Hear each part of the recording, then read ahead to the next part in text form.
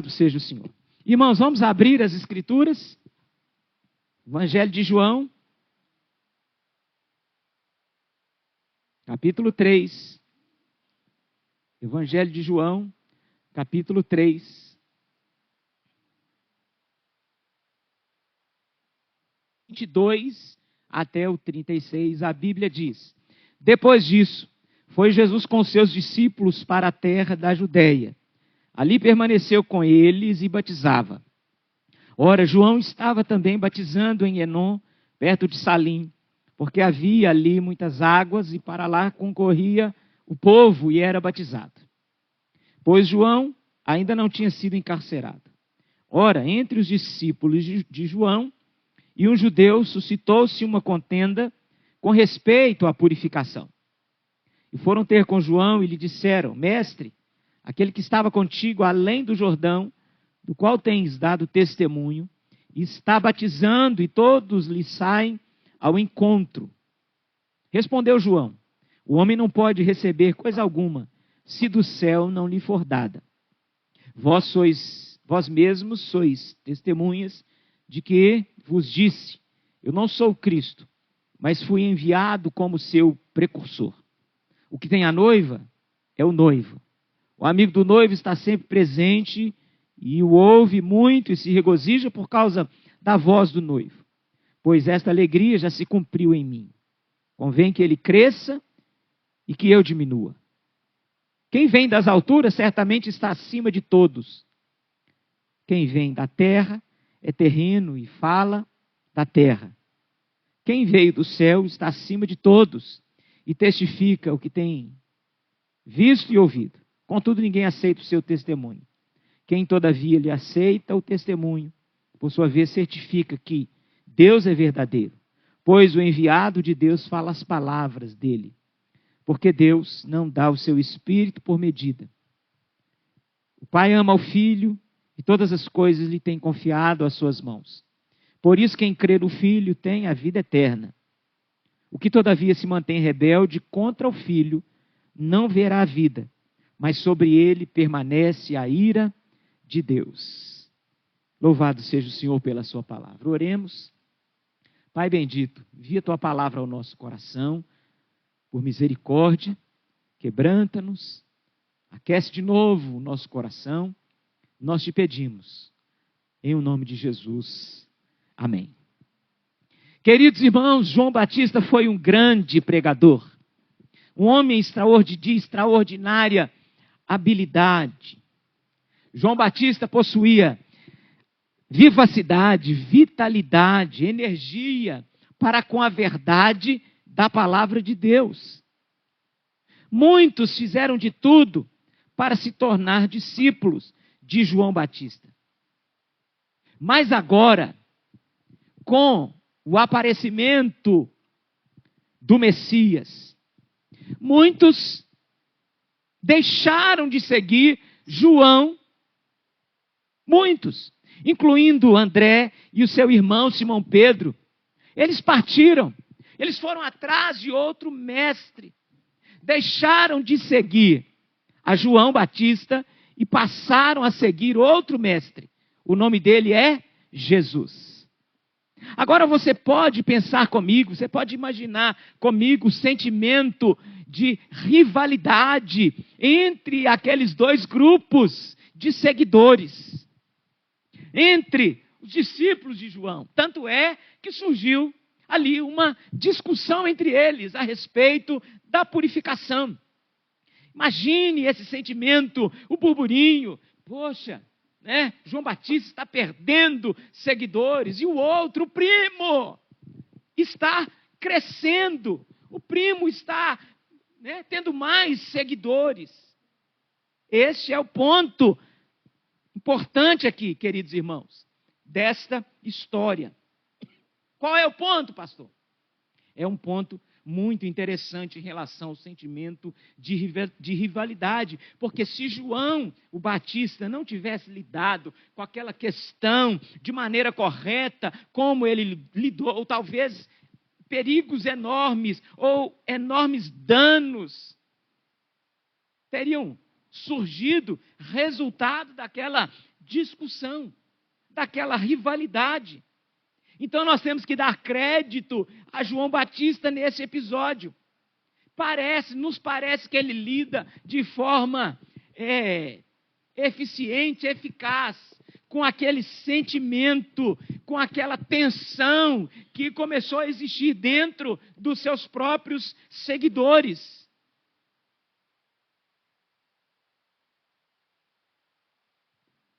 E aí nós podemos extrair, então, várias lições para o nosso aprendizado, vários ensinamentos maravilhosos do texto. Vamos a eles. Amém? Está animado, sim ou não? Amém. Vamos lá. Primeira lição de hoje. O único foco da vida do crente é a glória de Jesus. Vamos falar juntos? O único foco da vida do crente é a glória de Jesus. Mais uma vez.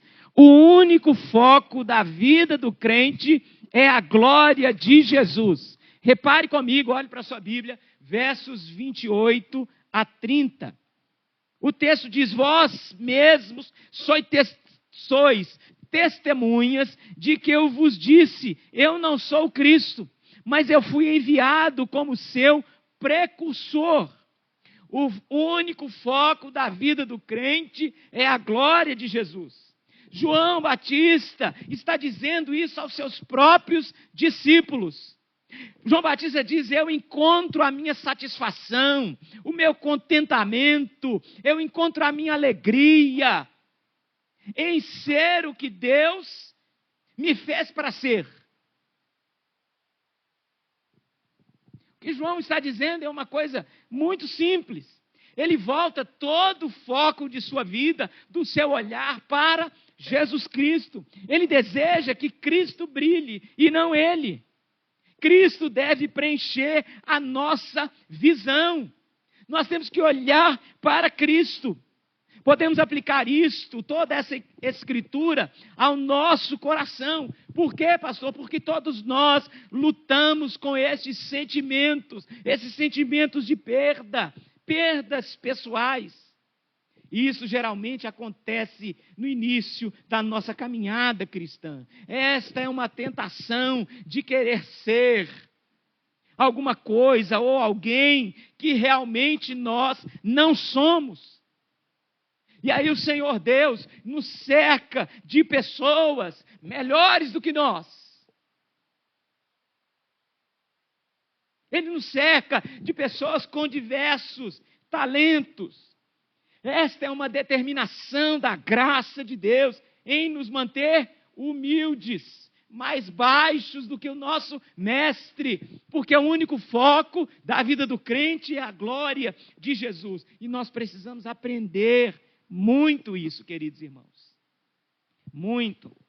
João aproveitou a ocasião para ensinar isso para os seus discípulos, para reforçar, em primeiro lugar, o seu próprio ego, ao seu próprio eu, a sua importância. Ele poderia facilmente ter estragado tudo, mas ele focou em Jesus Cristo, ele glorificou a Cristo Jesus. Qual é o ponto, pastor? O ponto é que há muitos crentes, muitos cristãos que não estão satisfeitos com os dons, com os talentos, com as posições que Deus lhe deu. Então, querido irmão, aceite o encargo dado por Deus a você.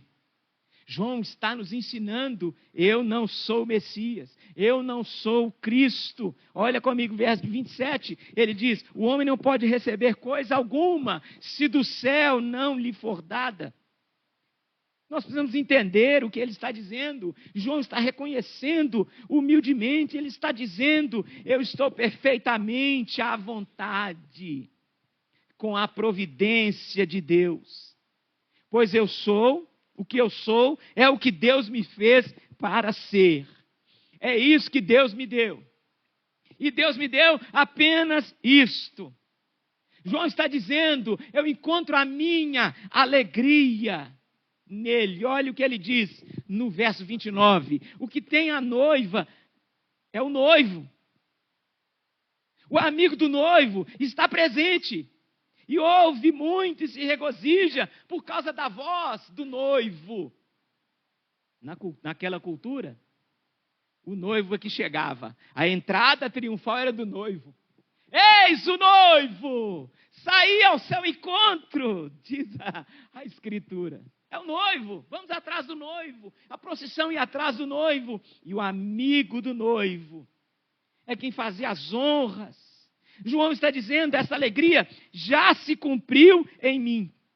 Significa, eu estou cheio, eu estou pleno, eu estou preenchido ao máximo da alegria em ser o que Deus me fez para ser. João está dizendo que ele tem abundância, que ele está plenamente abastecido, ele tem plena alegria, queridos irmãos.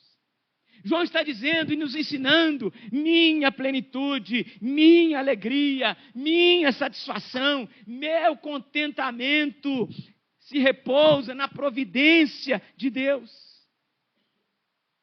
Ele se lembra de sua posição na economia divina, na história da redenção. Ele não é qualquer um. O próprio Jesus reconhece a importância de João. Jesus diz a respeito de João, ninguém nascido de mulher é maior do que João. Ele é o precursor que preparou o caminho do Senhor. Há profecias a respeito de João, mas ele não é o Cristo. Ele é apenas o amigo do noivo. Ele conhece o noivo. Ele sabe que o foco da vida dele é a glória do noivo. João está dizendo aos seus discípulos que eles estão prestes a causar uma tempestade no reino de Deus. João está dizendo, não há nada pior do que sempre querer ser outra pessoa, ou querer ser outra coisa, ou querer estar no casamento de outra pessoa, ou querer estar na casa de outra pessoa, ou querer ter a renda da outra pessoa, ou querer ter o emprego da outra pessoa. Queridos irmãos, se nós vivemos assim, nós estamos em desgraça, em miséria, sem fim. Porque toda a honra, toda a dignidade que nós possuímos porque Deus nos deu. É Deus quem nos deu. Então nós não podemos reclamar de quem nós somos, de quem Deus nos fez. Quem eu sou para ficar irritado com isso? O homem não pode ter nada, se do céu não lhe for dado, exceto aquilo que Deus lhe deu. O que você tem? Diga graças a Deus, porque foi Deus quem me deu. Foi Deus quem me deu. Que lição para nós, não é verdade? Que lição preciosa. Então nós precisamos ouvir essa palavra. Por quê, pastor? Porque de vez em quando nós nos parecemos não com ovelhas, mas mais com pavões que emplumam as penas e que se exibem cheios de nós mesmos. Estamos acostumados a fazer o que queremos. Somos crentes mimados. E aí nós temos que nos humilhar na presença do Senhor, porque tudo o que este mundo pode nos dar, só pode nos dar porque Deus autorizou nos dar. Qualquer posição. Qualquer posição. No reino de Deus, na economia da igreja, de Jesus, não funciona como o mundo. Quem quiser ser o primeiro entre vós, seja esse que vos sirva. Quem é o maior no reino de Deus? Aí Jesus traz uma criancinha. E põe, olha aqui, ó, tem que ser igual a esta criancinha. Quem quer ser servido, que sirva primeiro. Convém que ele cresça e que diminua eu mais e mais. Então a maneira de crescer no reino de Deus é nos diminuirmos em autoestima, em autoengrandecimento. É interessante que a primeira das 95 teses de Martim Lutero, que ele prega lá na porta da igreja de Wittenberg,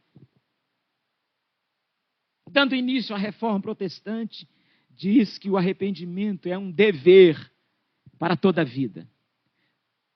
Nós não arrependemos uma única vez, queridos irmãos, nós temos que nos humilhar na presença do Senhor. João está perfeitamente satisfeito em ser o que Deus pretendia que ele fosse, o melhor homem, mas ele é o amigo do noivo.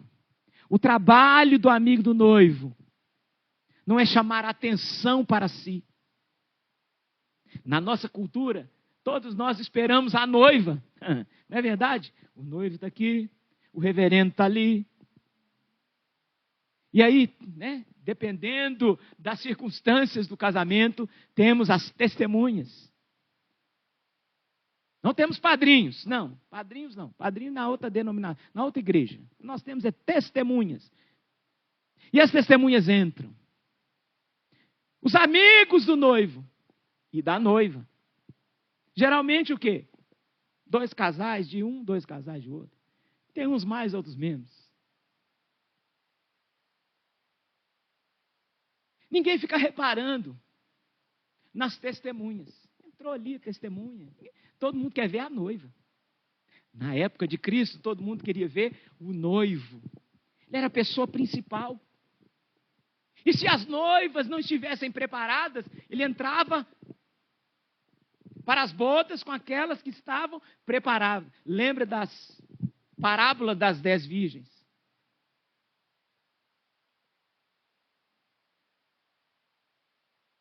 João não está apenas desviando a atenção de si, queridos irmãos. Ele está chamando a atenção para Jesus. Qual é a lição? O único foco da vida do crente é a glória de Jesus. Por quê, pastor? Porque o Pai ama o Filho. Verso 35, o Pai ama o Filho e todas as coisas têm confiado em suas mãos. Todas as coisas do universo, Deus, o Pai, entregou nas mãos do seu Filho. Todas as coisas o Pai entregou nas mãos de Jesus. Aleluia. Nome sobre todo nome, nós cantamos nesta noite. Ou seja, a sua vida está nas mãos de Cristo Jesus. A sua casa, sua família, seus filhos, suas circunstâncias difíceis, seus problemas, os cabelos da sua cabeça estão nas mãos de Cristo Jesus. Nas mãos daquele que venceu, que primeiro foi crucificado, que receberam os cravos. Não, e sua vida não está nas mãos de uma divindade voluntariosa, caprichosa, imprevisível. Está nas mãos de Jesus, aleluia. Nas mãos de Jesus, que carregou o nosso pecado, a nossa vergonha, que foi até o extremo para nos redimir. O texto é lindo. O Pai ama o Filho e entregou todas as coisas em sua mão. Ou seja, queridos irmãos, na aliança da graça, tudo é colocado nas mãos de Cristo Jesus, em quem habita o Espírito Santo na sua plenitude. Aqui é cristologia pura, cristologia elevada. É tão alta que João, lá ele está escrevendo, lá no seu prólogo, lá no capítulo 1. Ele escreveu todas aquelas verdades que nós já aprofundamos nela. O que nós estamos querendo dizer nesta hora, queridos irmãos? Que o único foco da vida do crente é a glória de Cristo Jesus. Cristianismo é sobre Cristo. É isso que João Batista está nos ensinando. Não é sobre nós. Não tem nada a ver com a gente. Tem tudo a ver com Cristo Jesus. Não se trata de lavagens rituais. Lembra que os 2 grupos estavam batizando? Não se tratava disso, não se trata disso. É sobre Cristo, sobre o seu senhorio e sobre o nosso relacionamento com Ele. Jesus não é apenas um professor de moralidade, alguém para admirar, alguém para nos ensinar algumas coisas sobre como viver um sucesso neste mundo. Não. Ele é mais do que isso. Ele exige a nossa adoração, a nossa rendição. Ele exige tudo de nós. Não mais eu, mas Cristo. Esse é o segredo do avivamento. Logo, já não sou eu quem vive, mas é Cristo que vive em mim. E esse viver que agora eu vivo na carne, eu vivo pela fé em Cristo Jesus, que se deu por mim. João Batista está dizendo que no centro dessa mensagem bíblica, no centro da história da redenção, está Jesus Cristo. Olhe para Jesus Cristo. Lembre-se de Jesus Cristo. Siga a Jesus Cristo. Ele é central. Olhe para Jesus Cristo. Ele é o Senhor. Olhe para Jesus Cristo, porque Ele é o Filho de Deus, o unigênito de Deus. Olhe para Jesus Cristo, porque o Pai ama o Filho e tudo lhe entregou nas suas mãos. Olhe para Jesus Cristo, porque o Espírito habita nele em plenitude. Olhe para Jesus Cristo, porque Ele é o centro de tudo. Amém, irmãos? Qual que é a primeira lição? Vamos falar juntos? O único foco da vida do crente é a glória de Jesus Cristo. Ponto 2. Aqueles que confiam e creem em Jesus já têm a vida eterna, já possuem a vida eterna. Vamos ler juntos? Aqueles que confiam e creem em Jesus já possuem a vida eterna. Pastor, onde está isso na Bíblia? Verso 36.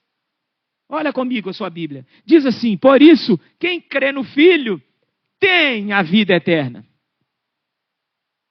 Quem crê no Filho tem a vida eterna.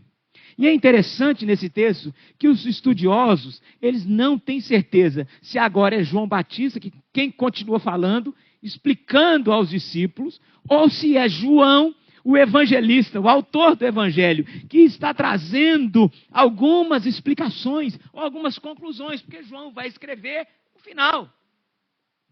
Os eventos já tinham acontecido, João está lembrando e escrevendo o seu evangelho. O mais provável é que seja este mesmo, essa conclusão. João, o evangelista, fazendo agora o seu comentário. Ele está tirando a conclusão de tudo aquilo que veio acontecendo nos versos anteriores, de toda aquela história. Ele diz: quem crê no Filho tem a vida eterna. O que, todavia, se mantém rebelde contra o Filho, não verá a vida, mas sobre ele permanece a ira de Deus. Que versículo! Queridos irmãos, há consequências. Há consequências em dizer não a Jesus Cristo. É tão fácil desdenhar da simplicidade do Evangelho. Veja como é simples o Evangelho. É tão fácil tornar o Evangelho difícil, sofisticado. Transformar o Evangelho da graça num Evangelho de obras. Na graça eu apenas apresento o quê? Nada. Eu apresento a minha miséria. Eu apresento o meu pecado. No Evangelho das obras, nós apresentamos várias coisas. Isso são boas novas de salvação. Esse verso 36 são boas novas de salvação. O que nós estamos falando? Nós estamos falando da simplicidade, a admiração do homem que cava um buraco, encontra um tesouro, vai, vende tudo que tem, compra aquele terreno onde está o tesouro, por causa do tesouro. Jesus é o tesouro. Jesus é o tesouro. Nós não podemos banalizar a realidade da salvação. Então eu digo para você que está comigo aqui nessa noite, que está nos assistindo, Pare de inventar desculpas para não vir a Cristo, porque Ele é o único e suficiente Salvador de nossas vidas. Ele é o único mediador. Então pare de olhar para outros mediadores, porque são mediadores falsos. Olhe para Jesus, olhe para o Rei dos Reis, olhe para o Senhor dos Senhores. Queridos irmãos, todas as vezes que nós nos encontramos para cultuar a Deus, Cristo se faz presente. Cristo se faz presente. É isso que importa. Ele se faz presente para salvar. Ou seja, não são as nossas boas obras que nos salvam, mas são as suas maravilhosas obras, surpreendentes. O que é mesmo, pastor, que nós estamos falando? Verso 36, quem crê no Filho tem a vida eterna. Tem a vida eterna. Não podemos complicar o Evangelho. O Evangelho é fé somente, em Cristo somente. Nada nas minhas mãos eu trago. Não é a minha filiação que eu trago e apresento a Jesus. Jesus, eu sou filho de fulano, da ciclana.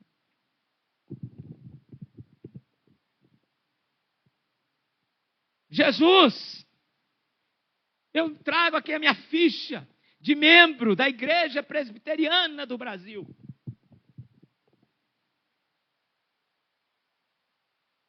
Jesus, eu fui batizado. Eu trago aqui a minha certidão de batismo. Eu trago a minha ascendência familiar. Queridos irmãos, nós não trazemos nada. É Jesus quem traz a nós a sua salvação e nos presenteia. É graça, mãos vazias trago, simplesmente a tua cruz eu me agarro. Mãos vazias, vamos dizer juntos? Mãos vazias eu trago. Vamos lá? Mãos vazias eu trago, simplesmente a tua cruz eu me agarro. Simplesmente a tua cruz eu me agarro. É simples assim. Aqueles que confiam em Cristo Jesus já possuem a vida eterna. Terceira e última verdade, ou lição, ou princípio do texto sagrado. Aqueles que rejeitam Jesus já estão sob o julgamento de Deus. Vamos ler juntos? Aqueles que rejeitam a Jesus já estão sob o julgamento de Deus. Verso 36, ele é rico, é evangelho puro, é salvação, boas novas. O texto diz, por isso, quem crê no Filho tem a vida eterna. O que todavia se mantém rebelde contra o Filho não verá a vida, mas sobre ele permanece a ira de Deus. Ou seja, temos dois lados no mesmo verso. Dois lados. Há um lado de quem crê no Filho e quem obedece ao Filho. Há um lado daquele que não crê no Filho, que se mantém rebelde contra o Filho. E se nós não cremos no Filho, se nós não confiamos no Filho, se nós não seguimos o Filho bendito, se você não tem um relacionamento vivo e vital com Jesus Cristo, o texto sagrado, a Bíblia diz que a ira de Deus permanece sobre você.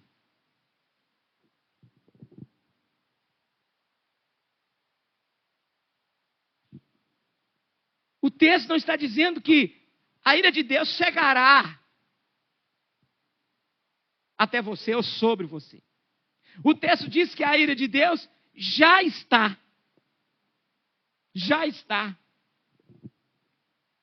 Aquele que não crê no Filho e se mantém rebelde contra o Filho, já está sobre a ira de Deus. Qual é a conclusão? É se você está sob a ira de Deus, ou se eu já tenho a vida eterna. São duas coisas presentes. É hoje, é agora. Queridos irmãos, quando nós morrermos, e se morrermos sem crer em Cristo Jesus, sem obedecer a Cristo Jesus, a ira de Deus estará sobre nós. Quando a nossa alma imortal chegar diante de Deus, fechamos os olhos, os nossos amigos, os nossos familiares colocam o nosso corpo lá no Colina, lá no Bonfim, ou no Cemitério da Paz. Tem o outro, Bosque da Esperança.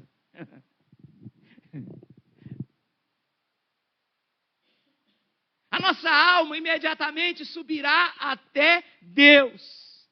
E ela estará, se não crermos em Cristo e nos mantermos rebelde para com o Filho, estaremos, alma imortal, debaixo da ira de Deus.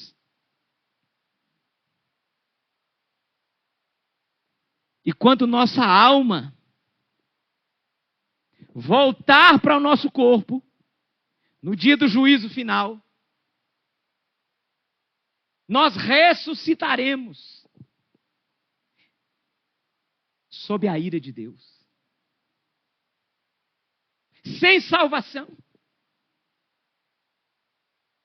porque a ira de Deus já está sobre aquele que não crê no Filho e se mantém rebelde contra o Filho. Você está entendendo?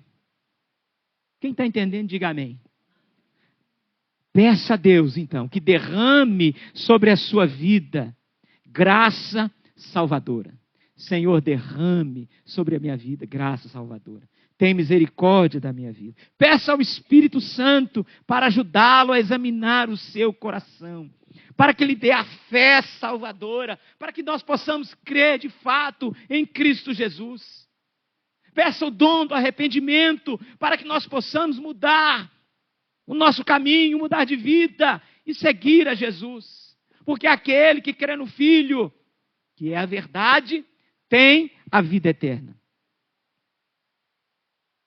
Aquele que tem um filho, todas as suas iniquidades foram lançadas sobre ele lá na cruz do Calvário.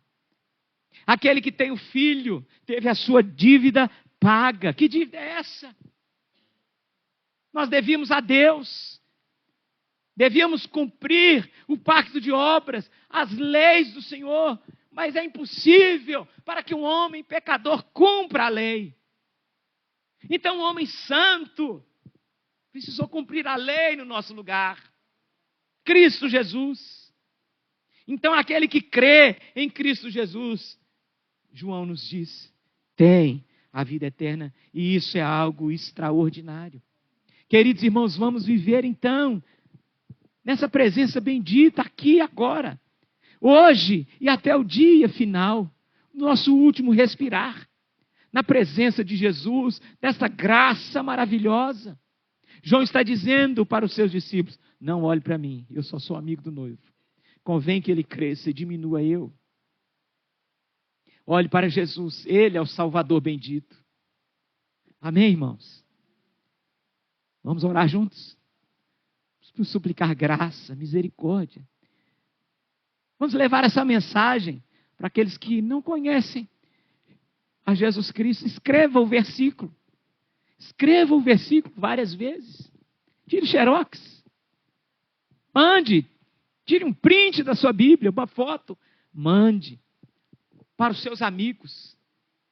E pergunte, você crê no Filho? Em crer no Filho tem a vida eterna. Nosso Pai que estás nos céus, nós te agradecemos, Senhor, por tua palavra. Nós te agradecemos pelo teu evangelho, que é sempre novo, que é sempre fresco. Senhor, perdoe-nos quando nós tomamos qualquer coisa como certa. Enche-nos de alegria, de contentamento, Senhor. Coloca um cântico novo nos nossos lábios. Até mesmo o nosso louvor ao Senhor seja gracioso,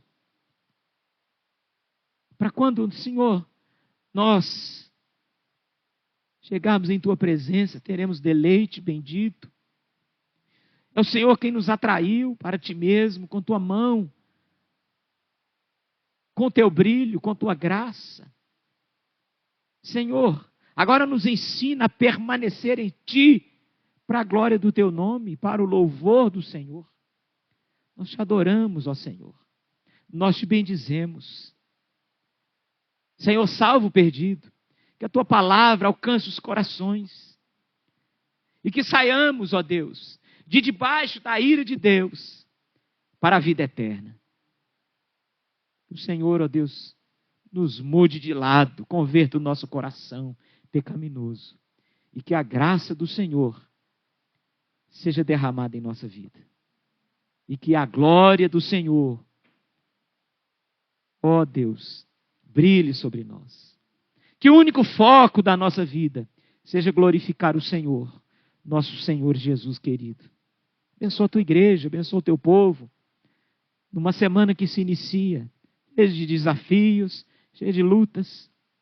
Abençoa a tua igreja, fortalece a tua igreja, vivifica a tua igreja. Abençoa, Senhor, todo esse rebanho. Colocamos diante do Senhor toda a nossa igreja. Bendito seja o Senhor. Te adoramos em o nome de Jesus. Amém. Amém. Amém, queridos irmãos. Louvado seja Deus. Amém. Estamos encerrando o nosso culto. O Álvaro vai colocar para nós ali os avisos. Estamos, nos 30 dias de oração.